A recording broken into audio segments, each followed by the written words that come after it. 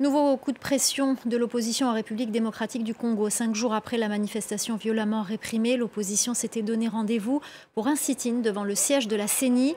Ils ont finalement été repoussés par la police. Les précisions de notre correspondante Aurélie Bazaraki-Bangoula. Les 4 ténors de l'opposition étaient de nouveau dans la rue, accompagnés de quelques centaines de militants. Martin Fayulu, Délice Sanga, Moïse Katumbi et Matata Pogno ont tenté de faire un sit-in devant le siège de la Commission électorale nationale indépendante. Mais ils se sont heurtés à un fort dispositif sécuritaire déployé dès l'aube sur le boulevard du 30 juin.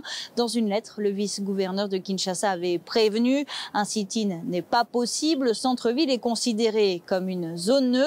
Mais tous sont quand même venus pour dénoncer un processus électoral qui manque de transparence. Nous pensons qu'il faut refondre le fichier électoral parce qu'il n'est pas crédible.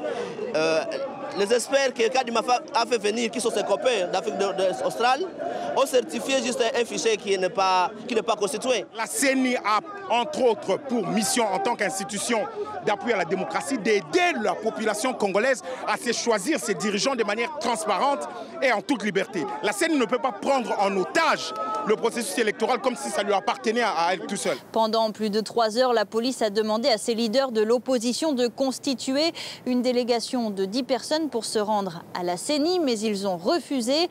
La Constitution est claire, elle garantit le droit de manifester, c'est ce qu'a déclaré Martin Fayulu.